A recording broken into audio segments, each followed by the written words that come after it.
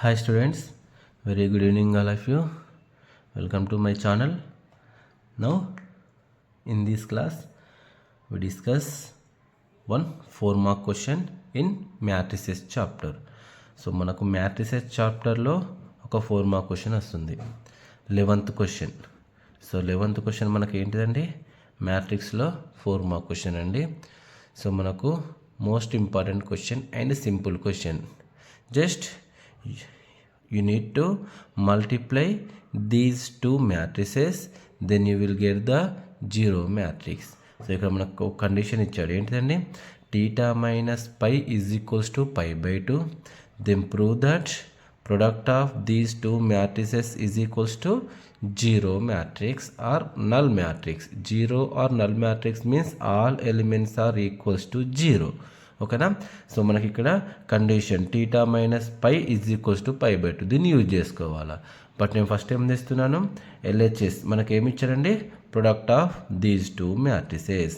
So ఈ ఒక్క step అండి మనము product of two matrices, how to multiply two matrices. ఈ ఒక్క స్టెప్ కనుక నువ్వు కరెక్ట్ చేస్తే స్టెప్ ఆన్సర్ అనేది ఈజీగా అయిపోతుందండి. సో మనకు ప్రొడక్ట్ ఆఫ్ టూ మ్యాట్రిసెస్ ఏంటిదండి, మనకు formula some of product of row element with column element. ఇది కదండి మనకు థియరిటికల్ నోటేషన్లో ఏం అర్థం కాదు. సమ్ ఆఫ్ ప్రొడక్ట్ ఆఫ్ రో ఎలిమెంట్స్ విత్ కాలమ్ ఎలిమెంట్స్. రో ఎలిమెంట్స్ని కాలమ్ ఎలిమెంట్స్తో మల్టిప్లై చేస్తూ సమ్ చేయాలి. ఓకేనా.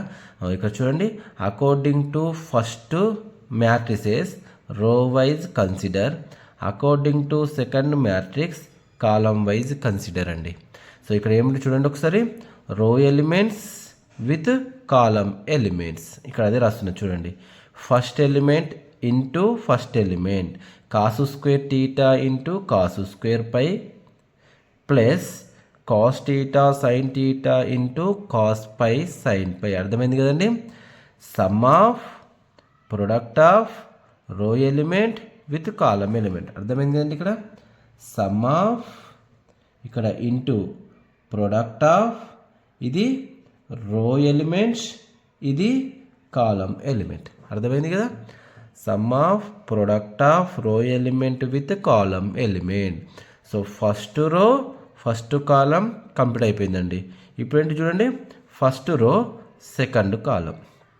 చెప్పండి, first element cos square theta into first element cos pi sine pi plus cos theta sine theta into second element sine square పై.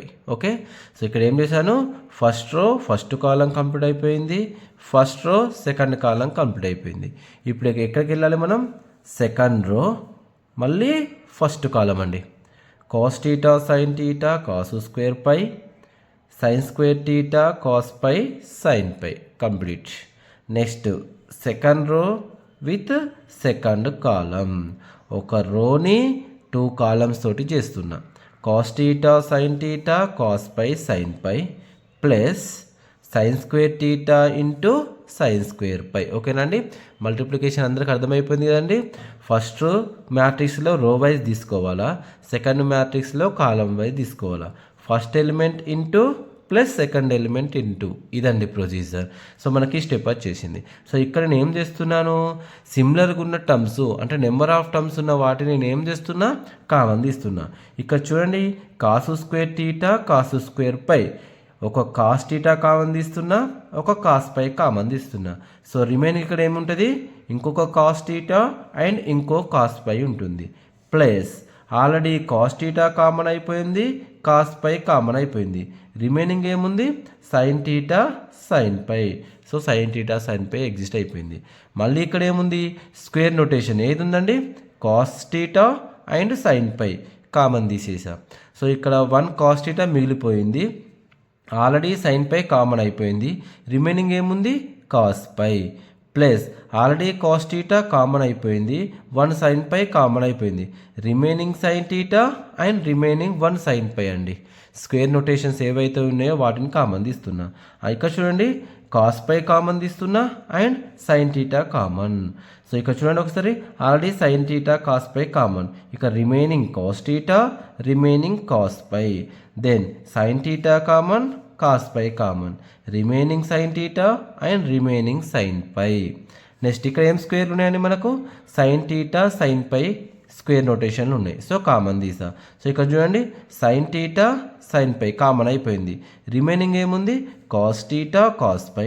So cos theta cos pi plus ఇక్కడ 1 sign theta sine పై మిగిలిపోయింది.